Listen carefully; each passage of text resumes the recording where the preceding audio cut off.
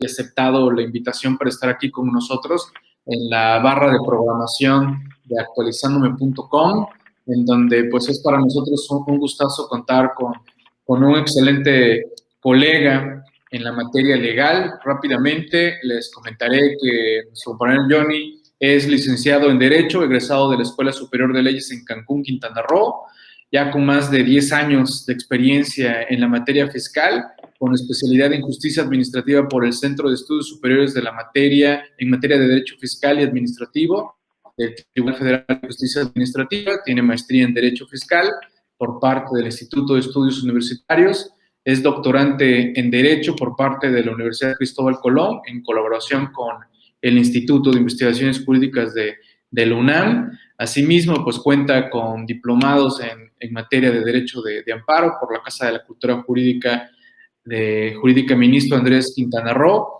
También, desde luego, pues una amplia experiencia en el sector privado y pues también actualmente como tal en el sector público, ya que pues se ha desarrollado dentro de lo que es el Servicio de Administración Tributaria y pues últimamente, desde marzo del 2018, es secretario de Acuerdos de la Sala Regional del Caribe del Tribunal Federal de Justicia Administrativa y también es catedrático a nivel licenciatura y seguramente ya andas igual en cuestiones de posgrado, seguramente, ¿verdad, Johnny? Andas también en cuestiones de posgrados y pues bueno, también ya sí. Veo que por aquí comenta que cursa una licenciatura en contabilidad por la Universidad Humanitas. No sé cómo te va ahí en la contabilidad, estimado Johnny. ¿Cómo va la contabilidad? Estamos viendo lo básico, pero ahí para entender un poco mejor, yo respeto mucho el trabajo de los contadores y a veces en los juicios, cuando me toca resolverlo, vemos los dictámenes periciales y cuestiones pues más contables que muchas veces no alcanza uno a entender porque no tiene estos conocimientos básicos, ¿no? Ok, no, y pues la verdad, mis respetos porque siempre le he dicho, ¿no? Quizás los que somos contadores y que incursionamos en la carrera de Derecho, se nos hace más sencillo que al revés, que ser abogado primero y después meterse a contaduría, como que se les deben de cruzar los cables bien feo, ¿no? Siento que es más complejo venir del área legal y meterse a contaduría que al revés. No sé tú cómo lo consideres. ¿Qué opinión tienes en eso? Pues hasta el momento, como apenas llevo lo básico, todavía no se me ha hecho tan complejo, porque pues las cuestiones básicas como que ya sabía yo un poco. Yo creo que lo complicado va a venir ahora, apenas llevo un semestre, son 3 años en la licenciatura donde me inscribí. Okay. Y pues la verdad es que no quiero como tal, tampoco me quiero estresar tanto en las cuestiones tan complejas. Yo me metí más que nada para complementar la licenciatura en Derecho, la maestría en Derecho Fiscal y para que yo pueda ejercer mejor mi función, ¿no?, en el tribunal. Ok, perfecto. Pues bien, estimado Johnny, aquí el foro es tuyo, libertad para todos los temas que nos estés compartiendo y pues bienvenido. Aquí tenemos a colegas de todas partes del país. Ahorita vamos a convocar a que se sumen un poco más de compañeros y pues bueno, aprovechemos al máximo a Johnny con todos estos temas que nos trae alrededor de defensa fiscal práctica. Pues te dejo y aquí estoy pendiente de cualquier detalle. Adelante y bienvenido, estimado. Ok, muchas gracias, Miguel. Bueno, pues buenas tardes, como ya dijo Miguel, mi nombre es Johnny, soy licenciado en Derecho, tengo una maestría en Derecho Fiscal, concluí un doctorado en la Universidad Cristóbal Colón en Veracruz y actualmente trabajo como secretario de Acuerdos en el Tribunal Federal de Justicia Administrativa. Laboré casi 8 años en el SAT y pues mi experiencia en la defensa fiscal es desde el punto de vista de la autoridad y ahora tratando de ser imparcial desde el Tribunal Federal de Justicia Administrativa. Ayer cumplí 3 años como secretario de Acuerdos en el tribunal y pues la intención es esa, ¿no? Seguir preparándonos y poder compartir un poco con ustedes en este caso de lo que es la defensa fiscal, lo que yo he visto de la defensa fiscal en el tiempo que he estudiado, en el tiempo que he dado clases.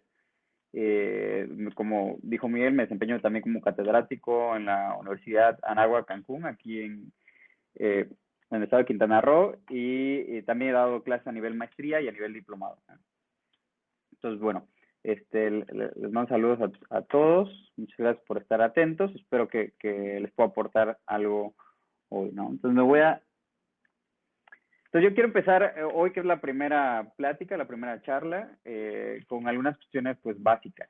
También me gustaría que en el chat y, pues, no sé, a través de redes sociales y a través de Miguel y de Actualizándome, pues puedan sugerir algún tema que quieran que yo aborde, ¿no? Yo sé que la barra Actualizándome está llena de expertos, contadores y abogados en materia fiscal y otros profesionistas que ven temas muy, muy interesantes. He estado al pendiente de los temas que se imparten.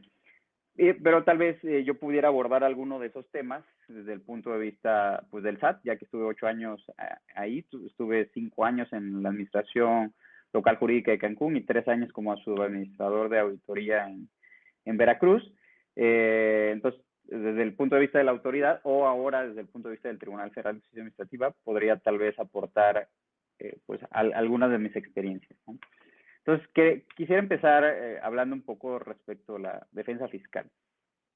La materia, el programa se llama Defensa Fiscal Práctica, porque me gustaría, pues, comentarles algunas cosas teóricas, obviamente, para que puedan entender de qué estoy hablando, pero también irles comentando experiencias para que sea lo más práctico posible y para que ustedes les pueda, en su caso, servir, ¿no? Entonces, por eso también me gustaría que participen en el chat, pregunten, comenten, y si yo les puedo aportar algo, pues con mucho gusto, ¿no? Bueno, la defensa fiscal, ¿en qué consiste? ¿No? El Estado mexicano tiene que brindarnos protección a nuestros derechos humanos. Probablemente ustedes ya lo habrán visto en alguna otra plática, toda esta cuestión de los derechos humanos protegidos por la Constitución y tratados internacionales, y entre ellos, pues, los derechos que tienen los contribuyentes, ¿no? Entonces, el Estado tiene que asegurar la protección y promoción de estos derechos a través de muchas autoridades, de diversas maneras, ¿no? Una de estas maneras es a través de los instrumentos y mecanismos o medios a través de los cuales los contribuyentes pueden proteger sus derechos. A estos a los que se le conocen como medios de defensa de los contribuyentes, ¿no? Son los medios a través de los cuales un contribuyente puede hacer valer su defensa ante el Estado mexicano.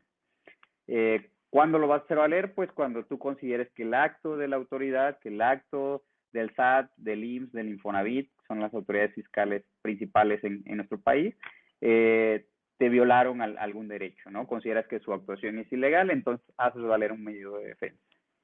¿Qué medios de defensa existen? Esto probablemente muchos de ustedes ya lo sepan, pero bueno, servirá como recordatorio, y los que no lo sepan, pues en esta lámina traté de plantearlo de la manera más sencilla, ¿no? Entonces, la defensa fiscal se da a través de 3 formas: la defensa administrativa, la defensa jurisdiccional y la defensa no jurisdiccional. ¿Cuál sería la defensa administrativa? La defensa administrativa sería aquella defensa que se da ante la propia autoridad fiscal, ¿no? En este caso, ante el SAT, ante el IMSS, ante el Infonavit, o ante las secretarías de finanzas y planeación de los estados o secretarías de haciendas estatales, dependiendo del estado, varía la denominación. Aquí en Quintana Roo existe un servicio de administración tributaria del estado de Quintana Roo que pertenece a la Secretaría de Finanzas y Planeación. Muchas de estas autoridades estatales se consideran autoridades coordinadas y actúan en ocasiones como autoridades federales. Entonces, la defensa administrativa sería aquella defensa que uno plantea ante estas autoridades administrativas, que son las mismas que emiten los actos que nosotros consideramos ilegales. Esto, si uno no es abogado, uno no tiene experiencia en materia fiscal, le podría parecer algo un poco ilógico. ¿Cómo voy a interponer una defensa administrativa a través de, en este caso, un recurso administrativo ante la misma autoridad que emitió el acto que a mí me está afectando? Por ejemplo, una multa. Si el SAT te emite una multa, tú puedes promover un recurso administrativo ante el propio SAT. Esto no choca, ¿no? No nos parecería lógico, porque la propia autoridad va a resolver un medio de defensa en contra de un acto que ella misma emitió, ¿no? A ninguna autoridad le gusta pues decir que se equivocó. Y pues hay muchas críticas en contra de estos recursos administrativos, y con toda razón. La mayoría de los recursos administrativos nos van a resolver de manera desfavorable. Difícilmente nos van a dar la razón, a menos de que efectivamente sea evidente que tenemos la razón, o es evidente el error que ha cometido la autoridad, ¿no? Exista tal vez alguna jurisprudencia de la Suprema Corte y probablemente en esos casos nos den la razón. Y digo probablemente porque las jurisprudencias no son obligatorias para las autoridades administrativas. De acuerdo a la ley de amparo, las jurisprudencias que emite el Poder Judicial de la Federación solo son obligatorias para el propio Poder Judicial de la Federación y para los tribunales ordinarios. Entonces, bueno, tenemos la primera defensa, que es la defensa administrativa ante las autoridades administrativas a través de los llamados recursos administrativos. El recurso se va a seguir con ciertas reglas dependiendo de ante qué autoridad se promueve, ¿no? Y se va a denominar de diversas maneras dependiendo de la autoridad ante la que se promueve el acto que estamos nosotros controvirtiendo, ¿no? Por ejemplo, si es alguna resolución emitida por el Instituto Mexicano del Seguro Social, el recurso que procedería sería el recurso de inconformidad, que está previsto en la Ley del Seguro Social en relación con el reglamento del recurso de inconformidad. En cambio, si la resolución que nosotros queremos controvertir es una resolución del Infonavit, lo que procedería sería un recurso que también se llama inconformidad, pero tiene algunas reglas distintas y que se sigue conforme a la ley del Infonavit y al reglamento de la Comisión de Inconformidades del Infonavit.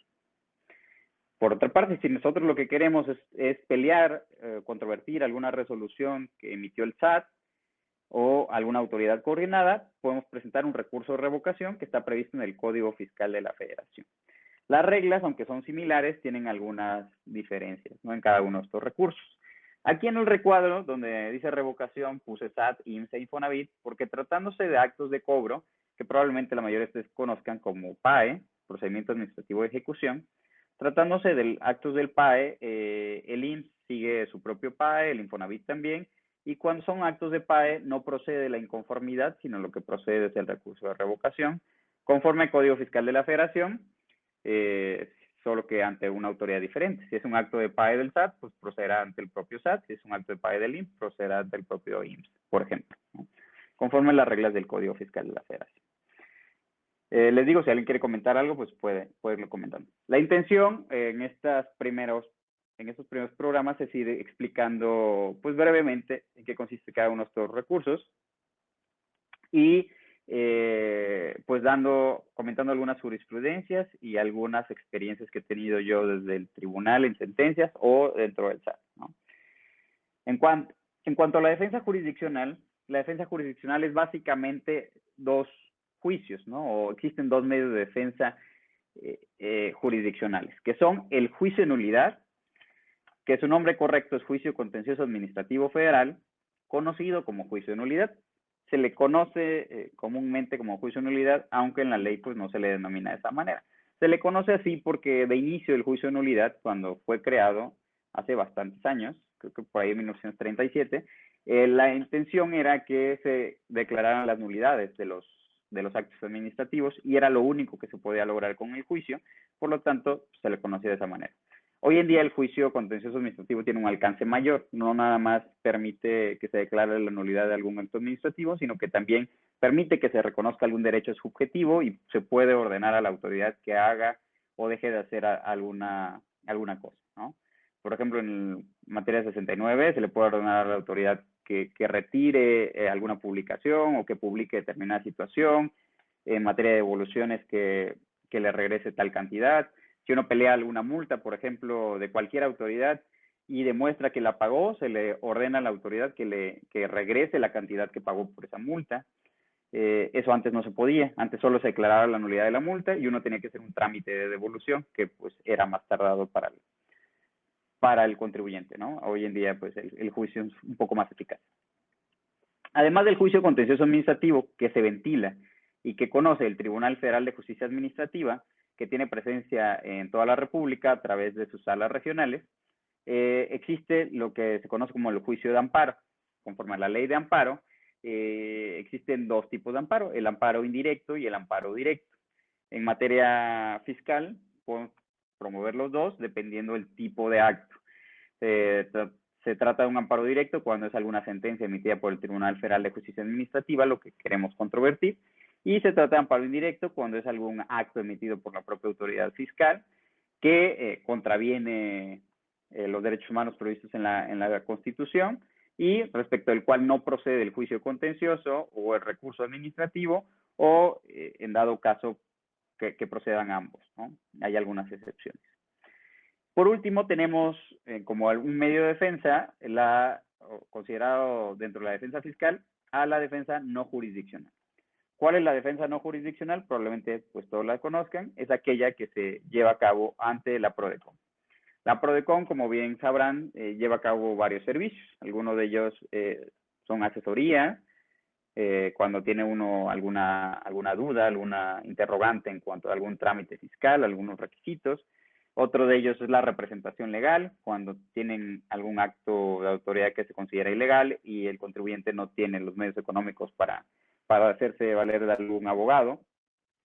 O en su caso, pues considera que aunque tenga los medios económicos, si cumple con la cantidad que menciona la ley orgánica de la PRODECON, pues puede acudir con la PRODECON a la representación legal. Pero principalmente los medios no jurisdiccionales de la PRODECON son los que se conocen como queja y reclamación, así como los acuerdos conclusivos. Porque son procedimientos que se llevan ante PRODECON que no se llevan ante ninguna otra instancia, ninguna otra autoridad, ninguna otra ente de la administración pública, y que solo PRODECON los puede llevar. Porque una asesoría te la puede dar cualquier contador, una representación legal te la puede dar cualquier abogado, pero el procedimiento de quejas y reclamaciones y el procedimiento de acuerdos conclusivos solo PRODECON te lo puede brindar. Esos son dos medios de defensa no jurisdiccionales que la PRODECON brinda y con los cuales se puede solucionar un problema sin necesidad de acudir a una defensa administrativa o a una defensa jurisdiccional. Entonces, a grandes rasgos, de estos de los que yo les quiero hablar en mi participación en la barra actualizándome, en el programa, sobre la defensa fiscal. Y en este caso le denominé defensa fiscal práctica porque me gustaría comentar pues algunas sentencias, algunas jurisprudencias y algunas experiencias que yo he tenido, ¿no? Más que la teoría que ustedes probablemente puedan consultar en los propios códigos y leyes. Bueno, entrando ya a analizar cada uno de estos tipos de defensa fiscal que existen, la administrativa, la jurisdiccional y no jurisdiccional, pues empezaría hablando un poco de lo que son los recursos administrativos, ¿no? En general, los recursos administrativos, que son los recursos fiscales a los que me refiero, se les conocen como recursos administrativos porque, bueno, el derecho administrativo abarca lo que es el derecho fiscal. Entonces, siempre que hablamos de derecho fiscal, estamos hablando de derecho administrativo, pero bueno, no siempre que hablamos de derecho administrativo hablamos de derecho fiscal. Eso es una de las diferencias, ¿no?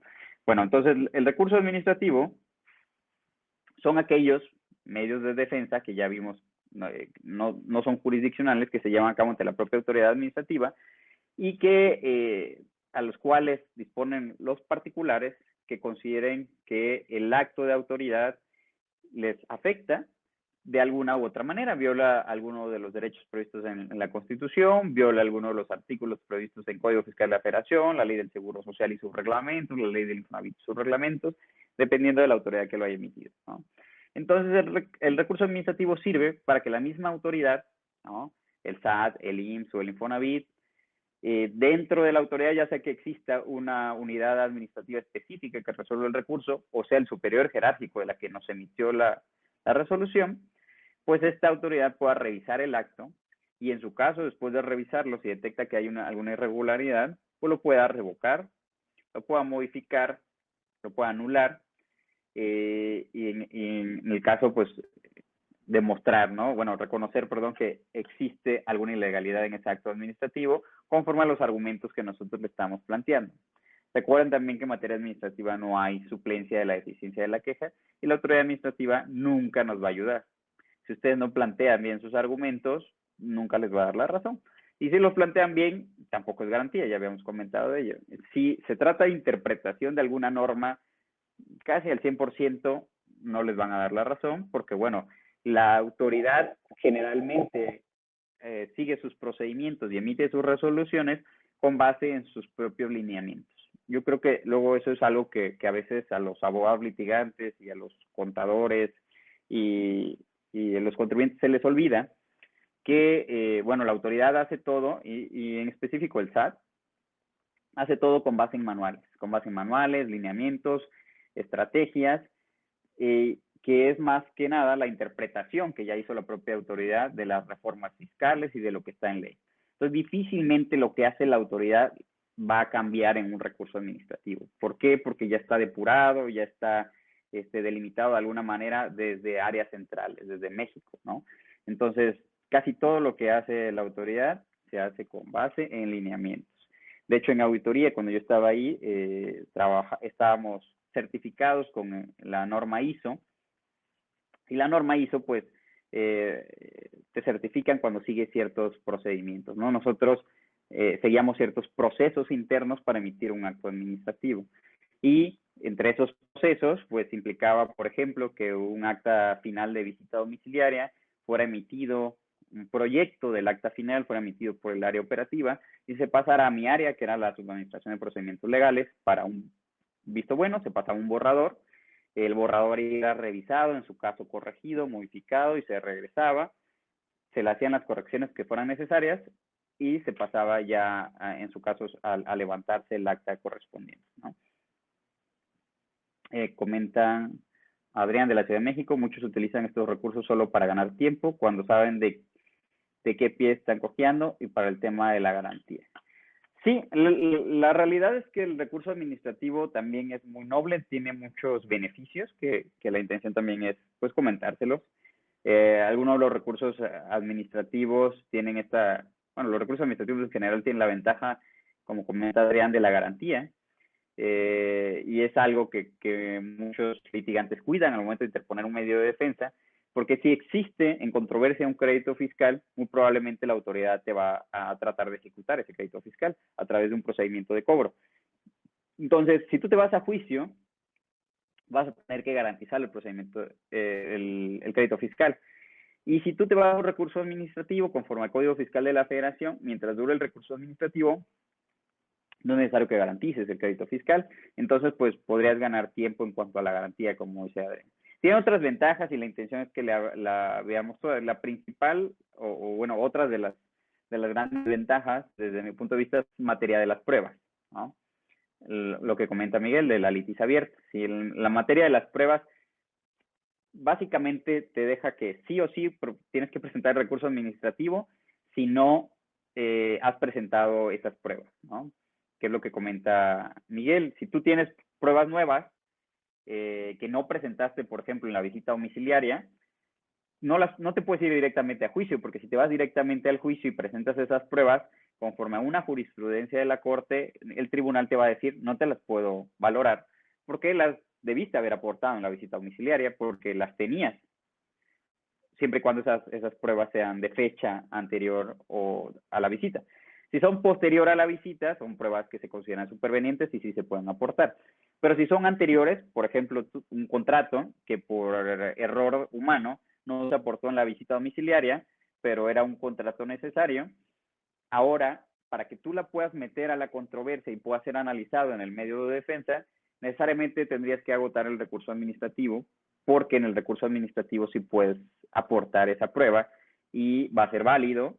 Y cuando en el recurso administrativo no te den la razón y tú te vayas al juicio, en el juicio van a valorar esa prueba porque la aportaste en el recurso administrativo. A esto es a lo que se conoce como litis abierta, cuando la controversia se abre al recurso administrativo y al procedimiento administrativo previo, que en este ejemplo pues es una visita domiciliaria.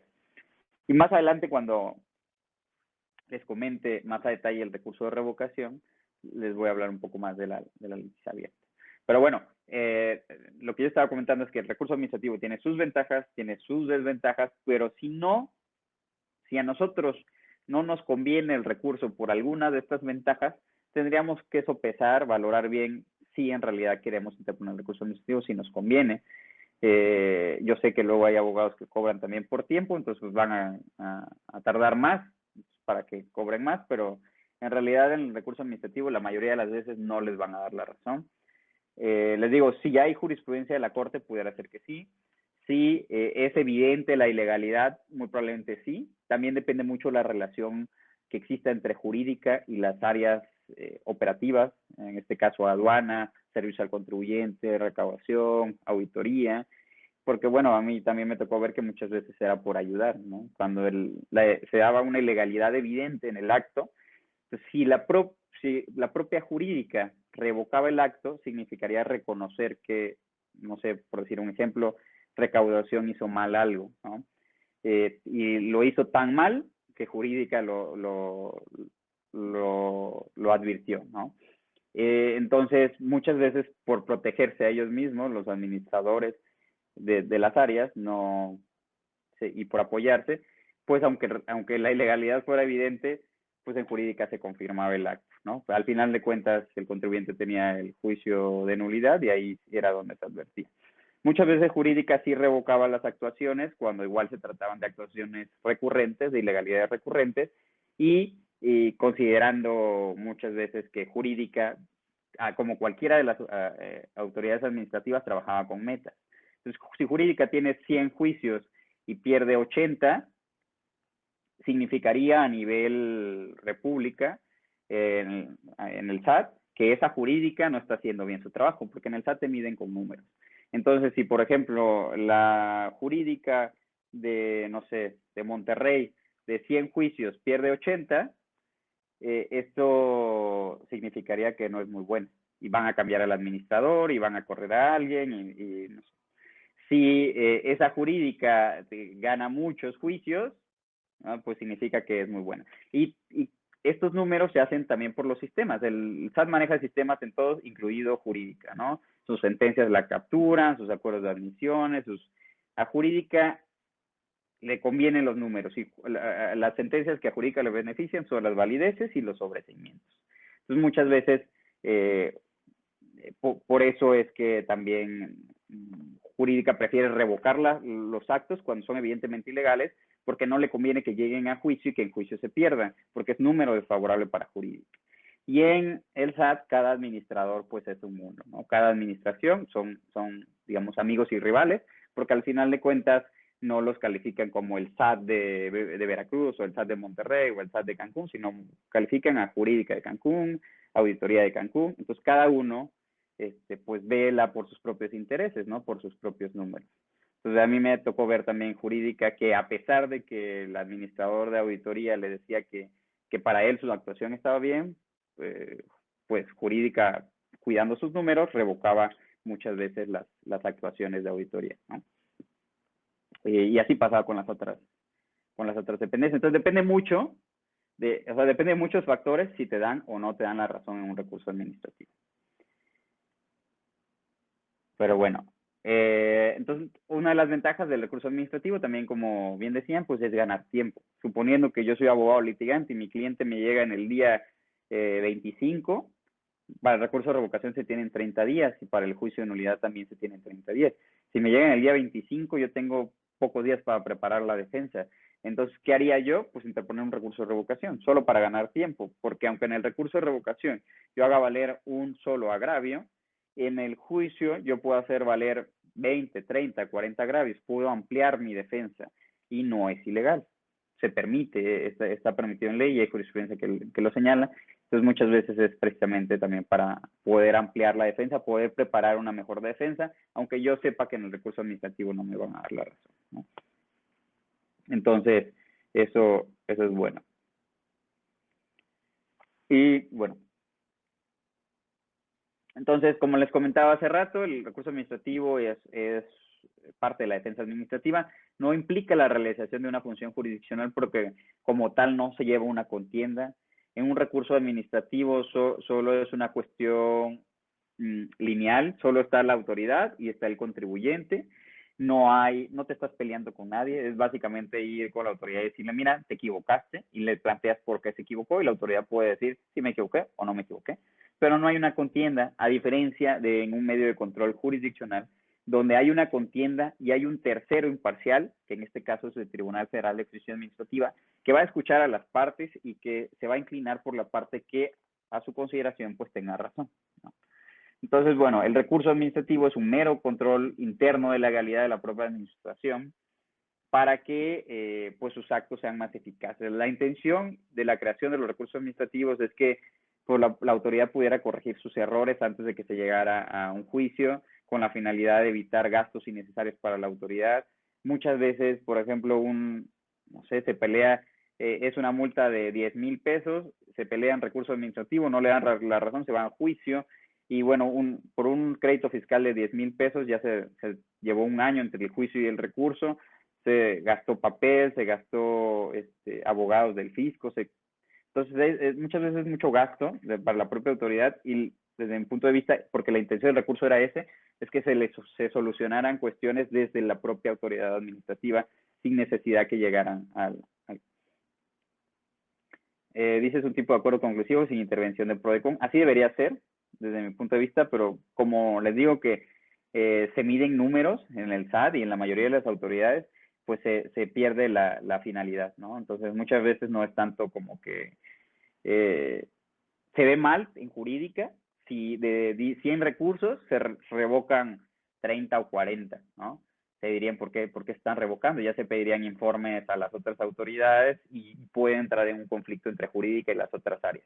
Entonces, jurídica es muy cuidadoso al momento de revocar también las actuaciones de las otras autoridades para no entrar en conflictos, ¿no? Entonces, se desnaturaliza los recursos administrativos, aunque pues sí debería de ser eso, ¿no? Para que fungiera como una especie de acuerdo conclusivo sin necesidad de llegar a un medio de control jurisdiccional. Entonces, bueno, lo que les decía, un recurso administrativo es básicamente esto. Tú, contribuyente, le planteas a la autoridad fiscal que su actuación es ilegal. Y ya, no hay una contienda porque solo estás tú y estás en una relación de supra-subordinación. Entonces tú le dices a la autoridad, revisa tu actuación es legal, la autoridad te dice, no, ya la revisé, es legal, entonces pues, hable como puedas, y ya no te queda otra más que irte a un medio de control jurisdiccional, que sería el juicio contencioso administrativo. En un juicio contencioso es jurisdiccional porque ya hay una contienda e interviene un tercero, que en este caso es el Tribunal Federal de Justicia Administrativa, a través de sus salas regionales, y pues estás tú como contribuyente, que se conoce como parte actora o parte demandante en el juicio, y está la autoridad fiscal demandada, ¿no?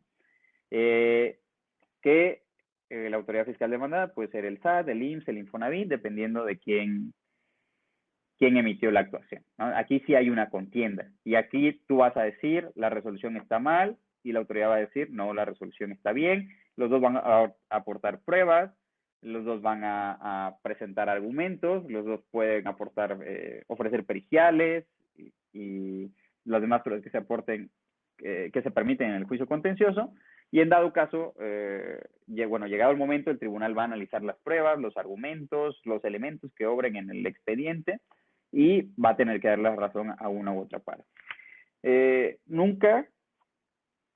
Las autoridades nunca van a estar, perdón, las partes nunca van a estar conformes, es la realidad. Yo que estuve en el tribunal, que estuve en el SAT y que conozco a varios litigantes por cuestiones de la maestría y por, no sé, como la barra actualizándome y por otros cursos que he tomado, luego cuando me veo un litigante me dice, oye, tú siempre le das la razón a la autoridad. Y me he encontrado a compañeros del SAT y me dicen, oye, siempre le das la razón a los particulares.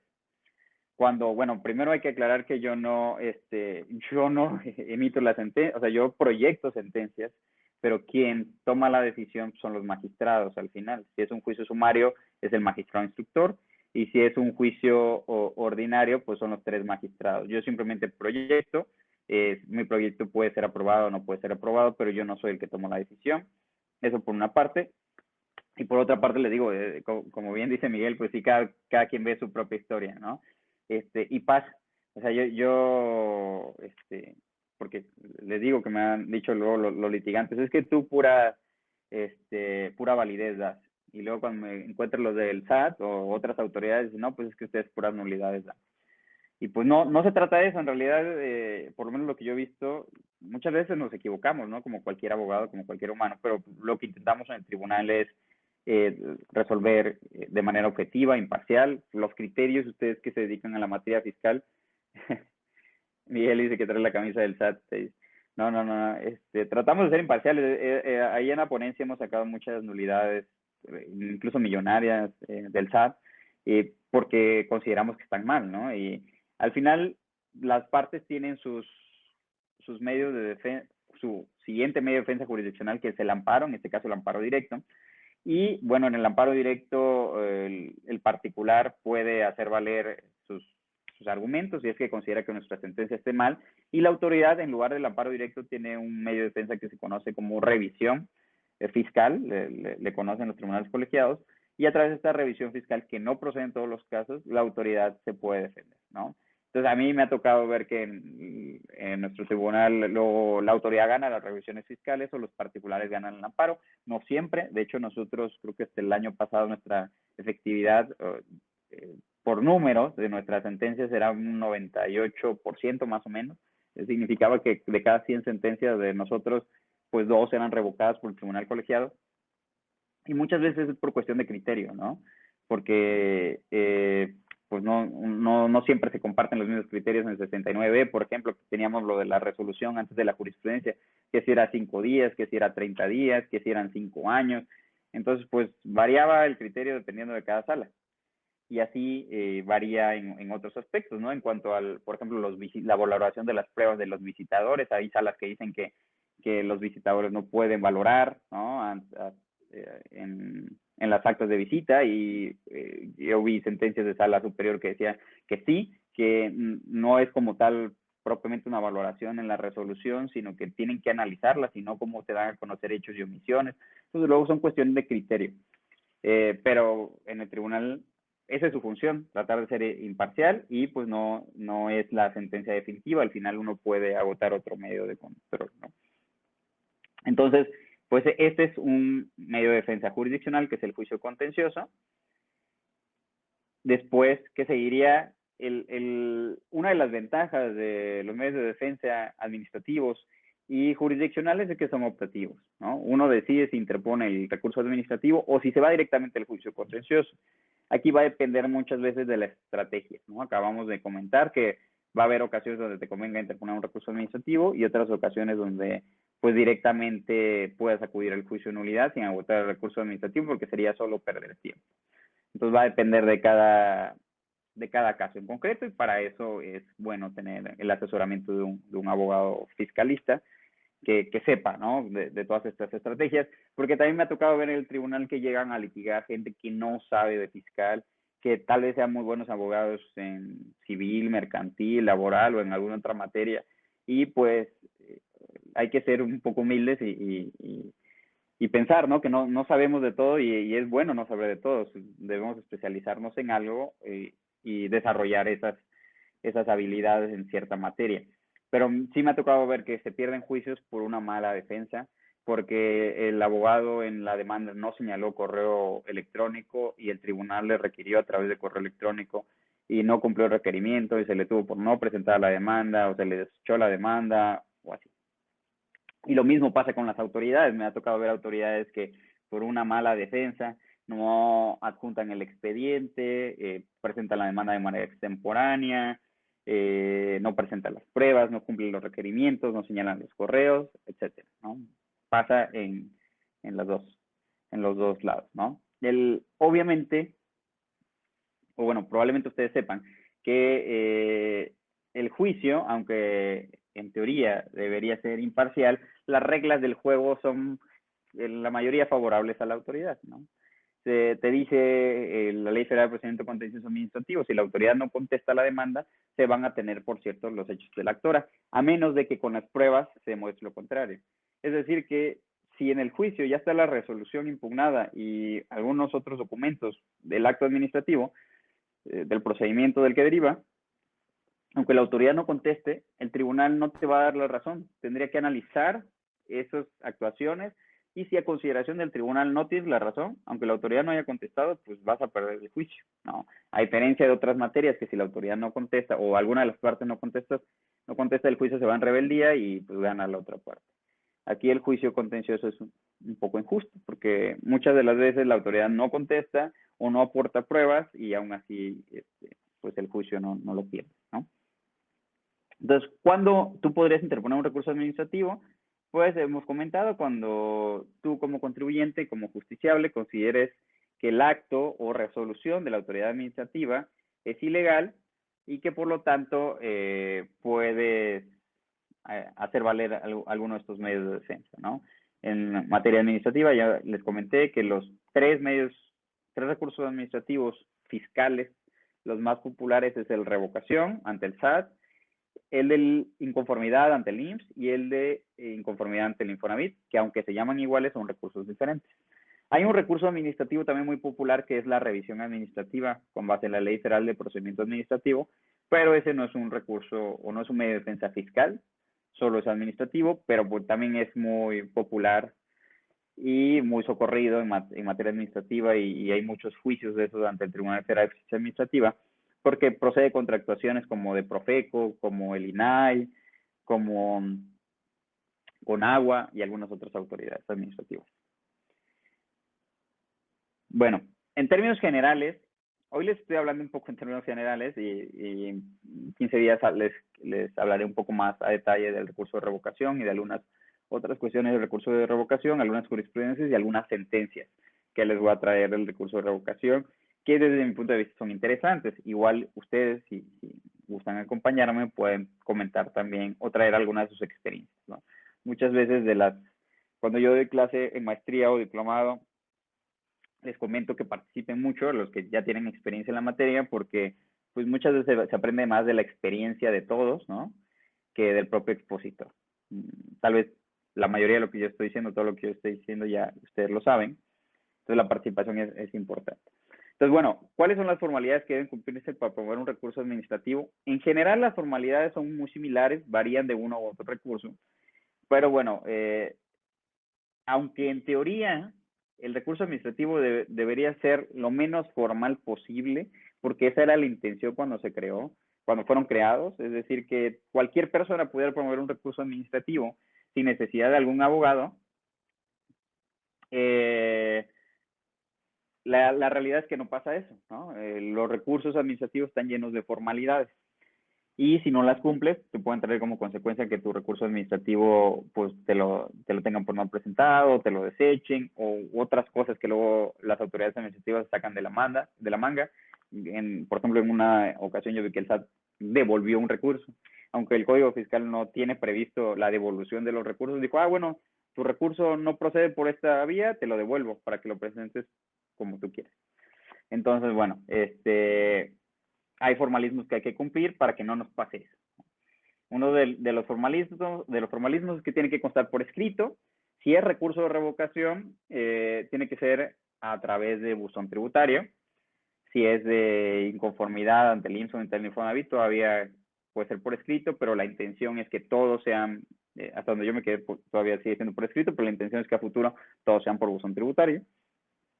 Entonces, este escrito tiene que contener diversos requisitos, como el nombre de quien está promoviendo el recurso, si es una persona física, si es una persona moral, la representación, obviamente, las personas que están autorizadas para recibir notificaciones, a quién se dirige el recurso, va a depender del recurso administrativo, a quién se dirige y quién lo va a resolver.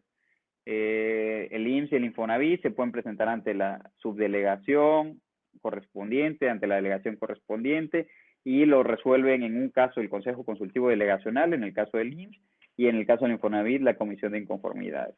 Y en el SAT se puede presentar ante la autoridad que te emitió el acto o, bueno, de acuerdo al Código Fiscal, es por buzón tributario y pues se dirige, ahí se captura la autoridad a la que va dirigido, que debe ser la Administración Desconcentrada Jurídica, antes denominadas locales jurídicas. Y son ellas las que resuelven. Se tiene que señalar qué tipo de recurso es. Hay ocasiones donde las autoridades pueden tener más de un recurso, como en tratándose del IMSS. ¿Qué recurso? Encontrar un acto del IMSS, si es un acto de PAE, por ejemplo, procede el recurso de revocación, no el de inconformidad. El acto impugnado de la autoridad responsable. Si uno no señala, por ejemplo, el acto que está recurriendo, que está controvirtiendo, te van a requerir, ¿no? Porque pues no conocen cuál es el acto que estás recurriendo y si tú no cumples el requerimiento, te lo van a tener por no presentado, porque pues, no habría un acto que estés recurriendo. Tienes que señalar los hechos, los agravios, que es de las partes más importantes del escrito de recurso. Los agravios es tus argumentos en contra del acto que estás controvirtiendo que aquí muchas veces es lo que le flaquea cuando un recurso es presentado por algún contador o alguna persona que no conoce de la materia, que no es licenciado en Derecho y que además no conozca la materia fiscal, porque en los agravios es donde ya tienes que argumentar y tienes que convencer. Y muchas veces la argumentación pues no es la idónea, no, además no está relacionada con preceptos legales. O sea, me ha tocado ver que dicen, bueno, es ilegal, pero no dicen por qué, ni qué artículo fue el que es violado, o te dicen, bueno, es que es violatoria de derechos humanos. Ajá, pero no te dicen ni qué derecho humano, ni en qué artículo de constitucional o de algún tratado internacional están previstos. Entonces, los agravios es la parte más importante porque es donde tú vas a desarrollar el por qué el acto que estás recurriendo es ilegal. Y tus pruebas tienen que ir relacionadas con tus agravios. Me ha tocado ver igual recursos y demandas en el juicio, que obviamente son muy similares, donde te dicen que aportan tales pruebas, que ofrecen tales pruebas, pero no las aportan, o porque no las tienen, ¿no? Entonces, muchas veces hacen relación a pruebas inexistentes, entonces no, tampoco tendría caso, ¿no? Nos dice Azu, la importancia de argumentar bien. Es importante argumentar bien porque luego, pues muchas veces, por alguna palabra, me ha tocado ver que por alguna palabra que no se puso, se pierde el juicio, ¿no? O en su caso se gana el juicio. Me ha tocado ver demandas que parecieran que son muy confusas, pero entre líneas se pide o se plantea la ilegalidad correspondiente y pues muchas veces la autoridad también no logra analizar bien la demanda y pues pierde el asunto, ¿no? Irving nos dice eso que comentas del SAT, es como una auditoría, a lo que me refiero, revisión del contribuyente que vaya todo el día y ahora cómo saber cuándo te llega una auditoría. Bueno, las auditorías no sabemos cuándo nos va a llegar una auditoría. La Administración Desconcentrada de Auditoría tiene un área que se llama programación. Está conformada por varias subadministraciones, un área se llama programación, y el área de programación se encarga de precisamente elegir a qué contribuyente revisar, a qué contribuyente persona física o persona moral. Obviamente del mundo de contribuyentes que tiene el SAT, no tiene personal suficiente para revisar a todos, por eso hoy en día está optando por las cartas de invitación, revisiones electrónicas, requerimientos electrónicos, porque es más fácil. Visitas presenciales no las puede hacer todas. Entonces, a quienes va a revisar a través de una visita domiciliaria, pues va a tener que ser selectivo. ¿Y cómo va a reunioncitas virtuales? Dice Miguel, sí, a través de reuniones virtuales. A mí, es que muchas veces se recauda más en reuniones con el contribuyente, hablando, en este caso, de lo que se conoce como terrorismo fiscal, ¿no? Presionando a los contribuyentes, el miedo recauda, y es cierto. O sea, yo llegué a ir a varias reuniones de esas, y pues sí, o sea, sientan al contribuyente con el representante legal o con su contador, muchas veces solo, que no iba, y se sienta. Me tocó ir a reuniones donde se sentaban todos los administradores, le proyectaban toda su situación fiscal y básicamente era una amenaza de todos, ¿no? Yo te voy a ir a cobrar, yo te voy a presentar una querella, yo te voy a ir a iniciar una auditoría, yo te voy a hacer esto. Entonces, o pagas o te atienes a las consecuencias, ¿no?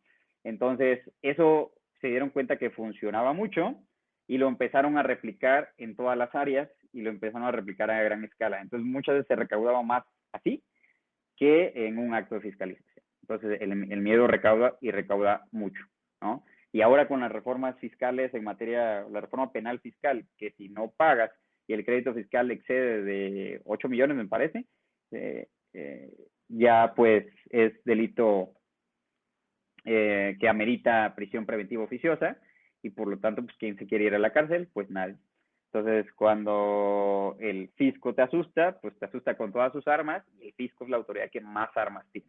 Te puede asegurar cuentas, te puede multar, te puede iniciar una revisión, te puede ir a embargar bienes, te puede pues presentar querellas y muchas otras cosas, ¿no? Entonces, pues no es el fisco es la autoridad a la que se le tiene que tener mucho, mucho cuidado para que no caer en ninguna irregularidad que puedan aprovecharse, ¿no? Paguen sus impuestos, dice Miguel. Sí, pues es una obligación constitucional contribuir al gasto público de acuerdo al artículo 31, fracción cuarta. Aquí la cuestión está en que, pues, yo creo muchos contribuyentes no es que no quieran pagar los impuestos, sino exacto, que quieran pagar lo justo y acorde a la ley. Si tú pagas lo justo de acuerdo a la ley y aún así te exigen más o te quieren exigir obligaciones que no están en leyes o que corresponden a terceros, es cuando se considera las irregularidades, las ilegalidades, ¿no? Entonces, entre otros requisitos, ya para terminar esto, se tiene que adjuntar el documento en el que conste el acto recurrido, se debe acompañar la constancia de notificación, muy importante para el efecto de establecer la temporalidad. Son 15 días para recurso de inconformidad ante el Infonavit, 15 días para recurso de inconformidad ante el IMSS y 30 días para el recurso de revocación del SAT. Se deben adjuntar las pruebas y pues ya, ¿no? Es básicamente los requisitos. Ya faltan 3 minutos. No sé, Miguel, si quieres, concluimos la charla para no seguir hablando. No sé si alguien tiene alguna pregunta, quiere comentar algo. Y si no, pues ya lo dejamos para el 15 días. A su limitar el poder de las autoridades y que sus actos sean legales, pues eso debería ser. Pero pues está difícil, ¿no? Cintia se quedó pendiente. ¿Cómo es que seleccionan a los condenados? Bueno, el área de programación tiene varios filtros, ¿no? Y toman en cuenta todos los filtros. El área de programación tiene un área de investigación que se dedica a hacer investigación pues electrónica de las bases de datos del propio SAT y pues ver quiénes tienen los focos rojos, ¿no? Quiénes no han presentado declaraciones, quiénes tienen pues avisos de la Comisión Nacional Bancaria y de Valores que pues, de repente no están dados de alta y tienen bastantes ingresos en bancos, o que de repente denuncias anónimas. En el SAT se toma en cuenta mucho de denuncias anónimas, entonces no es como que vayan a hacer una auditoría cualquiera que haga una denuncia anónima, pero se hace una preselección y también hay gente que sale a hacer visitas de campo, que van vestidos de civil y que van antes de iniciar una auditoría a ver si existe el domicilio, a ver si está funcionando la empresa, y pues no sé, en las visitas de verificación de comprobantes incluso van y consumen para ver si expiden factura. Entonces, el SAT tiene su área de investigación, que es esta área de programación que hace todo eso.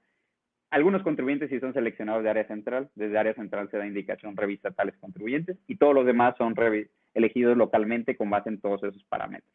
Cuando yo estuve en el SAT, incluso me tocó que luego nos decía el jefe del SAT, pues es que si ustedes están en una ciudad y, por ejemplo, venga un Lamborghini que está en la calle y no, pues, tómenle fotos a sus placas, pidan información de quién es ese Lamborghini, está dado de alta, ¿no? Paga sus impuestos. Entonces, esos, ¿no? A nosotros mismos nos pedían que si detectamos que alguna empresa parecía como, pues, fantasma, de ese tipo, pues, hiciéramos una denuncia anónima ahí mismo en el SAT y se hacía una investigación, ¿no? Bueno, ya, Miguel, no sé si quieres comentar algo más.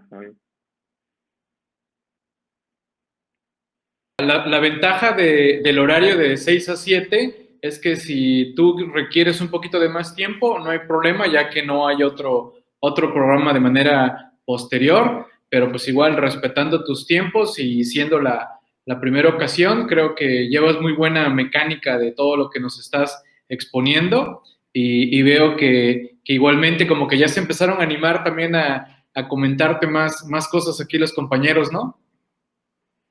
Sí, eso veo. Pues sí, la intención es esa, que comenten pues sus dudas, sus experiencias y que pues entre todos vayamos enriqueciendo esta charla. Y les digo, hay muchas otras cosas que yo les puedo comentar, que yo viví de experiencia en el SAT, que a mí me parecían algunas cosas bien, que se hacen muy bien en el SAT, que tengan controles de calidad, como esa certificación ISO, pues la idea, el SAT, por menos auditoría, funcionaba como una empresa, que el producto que le llegara al contribuyente fuera un producto de calidad, en el sentido de que tuviera fundamentación, motivación, de que se hiciera en tiempo, teníamos plazos internos para todo, aunque muchas veces las auditorías se están quemando internamente. Por ejemplo, una auditoría que se debe concluir en 12 meses, el SAT debería terminarla de acuerdo a sus lineamientos internos en 8 meses. Muchas sí se terminaban en el plazo, porque las que no se terminaban en el plazo son las que eran como un poco más complejas. Habían auditorías a las que solo iba un auditor y habían otras donde iban 2 o 3 auditores por el tamaño de empresa, ¿no? Muchas veces, dependiendo también si había en una empresa que ya había tenido juicios previos, incluso los había ganado, pues se le revisaban otros ejercicios fiscales, ¿no? Porque pues si en algún ejercicio estuviste mal, probablemente en los otros, y era la forma de ver de las autoridades, ¿no? Entonces, igual, si quieren luego en las siguientes sesiones, pues más preguntas respecto a eso, a las reuniones, a cómo funciona auditoría, recaudación, o lo que me tocó ver de las otras áreas, pues con gusto, ¿no? Ok, de acuerdo. Pues muchas gracias, estimado Johnny. Pues igualmente gracias a todos los compañeros que estuvieron atentos a esta sesión. Este es el arranque de los programas por parte de Johnny. Lo tendremos nuevamente. Agéndenlo, por favor. El 16 de marzo estará nuevamente aquí con nosotros a las 6 de la tarde para que vayan preparando ahí sus dudas, preguntas. Ya vieron más o menos el enfoque que él le piensa dar a estas sesiones. Así que pues un gustazo, estimado Johnny, que nos hayas acompañado en este arranque de sesiones dentro de la barra de actualizandome.com. Igualmente ahorita le voy a pedir por allá a mis compañeros, no sé si esté José y Salvador, que ellos son los moderadores que están constantemente por aquí apoyándonos para cualquier detalle que llegues a requerir aquí dentro del aula, ellos también estarán atentos. Si gustan, por favor, ahí José y Salvador, activar cámara y micrófonos para que saluden aquí a Johnny y pues también los tenga en mente para cualquier detalle que requiere él aquí con nosotros en actualizandome.com. Mira, ahí está Salvador. Ya está medio despeinado porque ya como que te asomaste a la ventana con el norte, ¿verdad? Sí, tenemos aquí abierta la ventana y pues ya se nos despeinamos. Saludos, maestro. Excelente tarde. Sí, Hola, Excelente ponencia. ahí anda José. Sí, ahorita lo mandamos. A ver, que se asome también, ¿no? Ok, José y Salvador pues, son de los moderadores principales y ya también tendremos otro. Mira, ahí está José. ¿Qué pasó? ¿Qué tal? Buenas tardes, maestro Johnny. Hola, José, Un ¿cómo estás? saludo. Gracias. Aquí. Gracias, José. Hecho pues te agradezco nuevamente, estimado Johnny, por aceptar esta invitación que te giramos por parte de Actualizándome para que pues nos estés compartiendo precisamente estos detalles y estos puntos que nos manejas, esto de que te reclaman las dos partes, ¿no? El SAT te reclaman, los del SAT, y te reclaman los compañeros litigantes de que qué onda, Sí, ¿por qué sí. les das el gane siempre a ellos? No tenemos clientes contentos en el tribunal. Siempre va a haber una parte contenta y la otra parte no, ¿no? Cuando ganas un juicio estás contento y cuando pierdes es culpa del tribunal, ¿no? Ahí, oye, ahí lo que tendrían que preguntarte es ¿en dónde la regamos? A ver, dinos, ¿en dónde la regamos, no? Sí. O sea, es que muchas veces, y es lo bonito y lo difícil, ¿no? De la materia fiscal, que muchas veces es cuestión de criterios. Y el criterio va cambiando. Si la corte se equivoca, que nosotros no nos equivoquemos, pues no. Así es. Pues bien, pues, ¿algo más que quieras agregar ya para despedir el programa? Pues no, que muchas gracias por estar conectados y la intención va a ser que conforme nos vayamos adentrando más, traerles algunas, como les comentaba, algunas sentencias que yo conozco, que hemos emitido aquí en la propia región y en otras regiones, que se pudieran complementar muy bien con las que todos ustedes en Ciudad de México, Veracruz y en otras partes de la República, pues probablemente conozcan, que yo no conozca porque no estoy en esa región, y que puedan complementar los temas, ¿no? Incluso comentando con los números de la sentencia, yo me comprometo para sesiones futuras pues verificarlas y comentar, ¿no? Porque en el mismo tribunal hay criterios contradictorios. Yo al momento de resolver un juicio lo que hago es checar sentencias de otras regiones, y si no hay algún criterio definido en nuestra región, muchas veces nos apegamos a alguna otra región, ¿no? Pero me he encontrado con que hay una región que dice blanco, otra que dice negro, y pues mi sentencia es gris, ¿no? Por ejemplo, porque es lo complejo, ¿no? No, pues muchas veces no me convence ni una ni otra, entonces agarro como que un poco de ambas y se emite un proyecto distinto, ¿no? O muchas veces sí nos inclinamos hacia una o a otra, ¿no? Entonces eso pudiera complementar igual las sesiones. Yo les voy a traer alguna atención o alguna sentencia y ustedes me pueden comentar si están o no están de acuerdo con ella, ¿no? Que eso sería lo enriquecedor de estas pláticas también.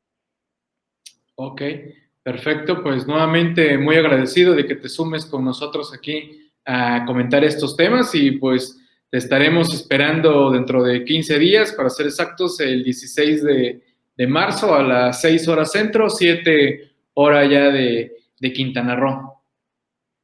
Ok, con gusto. Aquí estaremos. Hecho pues gracias y gracias a todos los compañeros y seguimos en contacto. Creo que ahorita nos van a poner un poquito de música para cerrar sesiones. Gracias, Johnny. Estamos en contacto. Hasta luego. Cuídense mucho. Buenas tardes.